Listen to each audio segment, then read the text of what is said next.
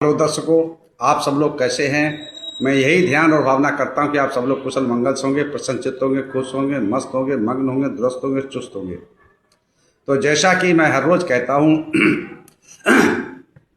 Follow subscribe करो न करो ये तो आपकी मर्जी है, पर ध्यान लगाकर, चित्त लगाकर, मन लगाकर, दिमाग लगाकर, माइंड लगाकर सुनते रहो। बस यही हमारी अर्जी है, बस यही हमारी अर्जी है, बस यही हमारी अर्जी है। तो जैसा कि मित्रों, हम लोगों की दंपति की गाथाओं का पाठ चल रहा है, तो आज की दंपति की गाथा है 285।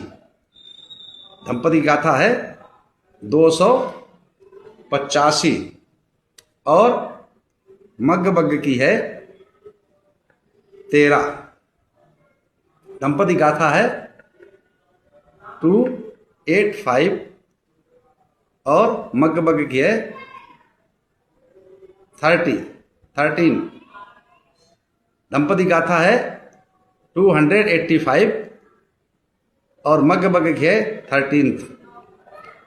तो इस गाथा को तथागत सम्यक संबुद्ध ने किस उद्देश्य पर, किस कारण, किस जगह पर, किस स्थान पर और किसको लक्ष्य बना करके उपदेशित किया, चलते हैं उस कथा की तरफ, उस जगह की तरफ, उस स्थान की तरफ, उस कारण की तरफ, उस उद्देश्य की तरफ, उस कथा की तरफ, उस विधा की तरफ, उस व्याख्या की तरफ। एवं में सुतंग एकं समयं भगवा सावथियं विहरति जेत बने अनाथ पिंडिकस्य आरामे। ऐसा मैंने सुना, एक समय तथागत सम्यक संबुद्ध श्रावस्ती के अनाथ पिंडक द्वारा बनाए हुए जेतवनाराम में विहर रहे थे। उस समय की घटना है, उस समय का वाक्य है कि जो तथागत सम्यक संबुद्ध का परम शिष्य सारिपुत्र थे, अरहत थे। उनके पास एक स्वर्णकार का पुत्र आता है। स्वर्णकार समझते हैं, जो सोने के आभूषणों को बनाता है ना, व्यापार करता है। जैसे आज बोलते हैं उसको सुनार, आज के समय में सुनार बोलते हैं स्वर्णकार को। तो उसका जो बेटा था, उसके मन में वैराग्य उत्पन्न हुआ तथागत सम्यक संबुद्ध की प्रति, धम्म के प्रति, संघ की प्रति, और वो प्रवज्जित हो गया, सारिपुत्र का शिष्य बन गया। प्रवज्जित होने के पश्चात अपने गुरु सारिपुत्र से उसने कर्म स्थान को सीखा, ध्यान विपश्यना को सीखा, मेडिटेशन को सीखा, जाना, और जान करके तो सारिपुत्र ने उसने उनको जो है ध्यान क्रिया सिखाई। और ध्यान क्रिया में क्या सिखाया उसको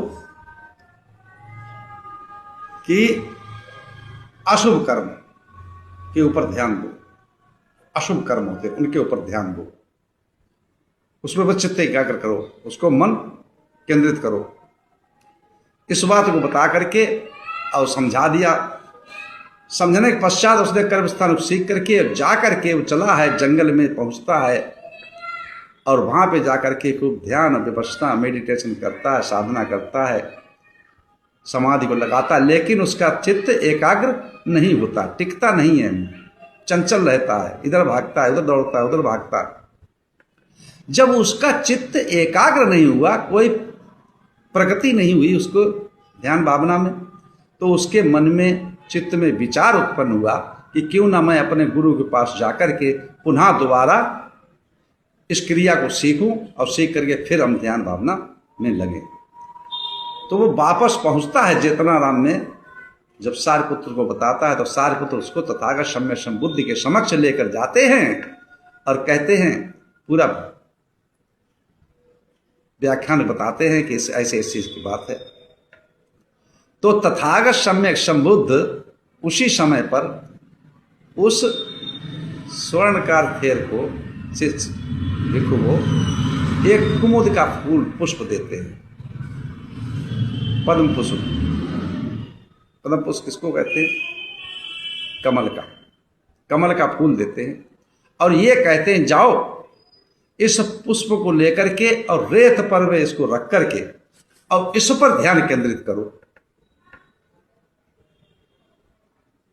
तो जो स्वर्णकार का पुत्र था जो चलता है और उसको पुष्प को लेकर के और बिहार के पास जाकर देखता है जहां बालुओं का रेत का पड़ा है इकट्ठा, उस पर उसको रखता है, रख करके उस पर ध्यान को केंद्रित करता है। अब उसका ध्यान तो वहीं लगने लगा। धीरे धीरे जब ध्यान टिकाऊ हो गया, रुकने लगा, चित्त एकाग्र होने लगा, तो उसी समय पर तथागत सम्यक संबुद्ध ने एक करिश्मा, एक प्रतिहार दिखाया। क्या चमत्कार दिखाया कि उस पुष्प को अंदर धीरे धीरे धीरे धीरे कुमलाना लगा, और कुमलाया, धीरे धीरे सूखने लगा। थोड़ा सूखा, ज्यादा सूखा, ज्यादा सूखा, बिल्कुल सूख के नष्ट हो गया। अब उस चीज को वो स्वर्णकार फिर देख रहा था। उसने जाना, अनित्य भावना को समझा। अरे अभी तो कितना सुंदर लग रहा था पुष्प, कितना अच्छा लग रहा था, और ये कुमला गया, फिर ज्यादा कुमलाया, फिर थोड़ा सूखा, फिर ज्यादा सूखा, फिर नष्ट हो गया। अब उसके अनित्य भावना जागृत हो गई, ध्यान केंद्रित हो गया कि संसार में जौन सी वस्तुएं सब अनित्य है, सबका यही हाल होना है, हमारा शरीर का भी यही हाल होना। ये पंच तत्व जो है, जो चार तत्व हैं,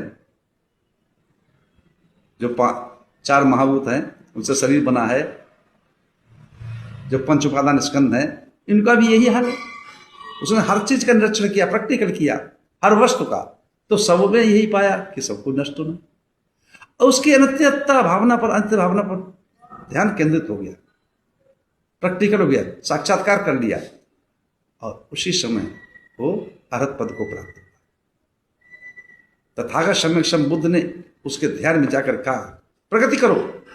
जो सुगत ने, जो बौद्धों ने जो मार्ग बताया है उस पर चलो, जो शुद्ध का मार्ग है, विशुद्ध मार्ग है, विशुद्ध मग्ग है, मग्ग मान रास्ता है, मार्ग है, पथ है, उस पर चलो, उन्नति करो, निर्माण को प्राप्त करो। लक्ष्य तुम्हारा निर्माण का ही होना चाहिए। ये संसार सभी अनित्य है। जितने भी राग, द्वेष, मोह, लोभ, लालच, ईर्षा है, तृष्णा है, इनको जलमूल से नष्ट कर दो। जैसे सर्दियों में कुमुद को लोग ऐसे उखाड़ के फेंक देते हैं, उसी प्रकार से तुम ऐसे इनको उखाड़ करके ज्ञान के द्वारा, प्रज्ञा के द्वारा फेंक दो। किसको? राग को, द्वेष को, मोह को, लोभ को, लालच को, ईर्षा को, खिंचाव को, तनाव को, बेचैनी को, विचिकित्सा को, तृष्णा को नष्ट कर दो, तोड़ दो, सारा टूट जाएगा,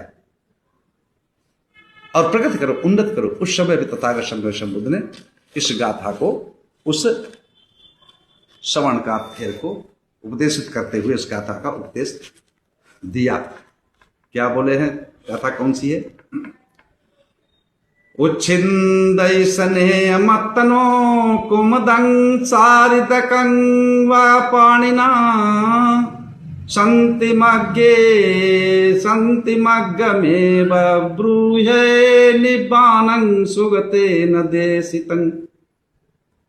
जिस तरह हाथ से शरद के कुमुद को तोड़ा जा सकता है, किसी खुरपी या फावड़े की जरूरत नहीं पड़ती है, उसी तरह से स्नेह, जो स्वयं का स्नेह है, प्यार है, मोह है, को उच्छिन्न कर डालो, खत्म कर डालो, तोड़ डालो, उखाड़ डालो, फेंक डालो, नष्ट कर डालो।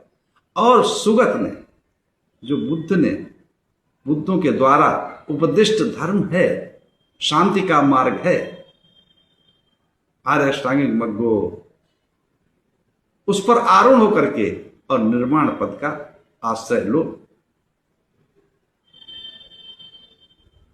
सुख की अनुभूति करो, दुखों से छुटकारा पाओ। इसी के साथ मैं अपनी वाणी विराम देता हूं। आप सब लोग मंगल हो, कल्याण हो, सुखी जीवन हो, निरोगी काया हो, दुख दूर हो जाए, सुख से वास करो, हमेशा प्रसन्नचित्त रहो। आप सब लोगों को मंगल हो, मंगल हो, मंगल हो।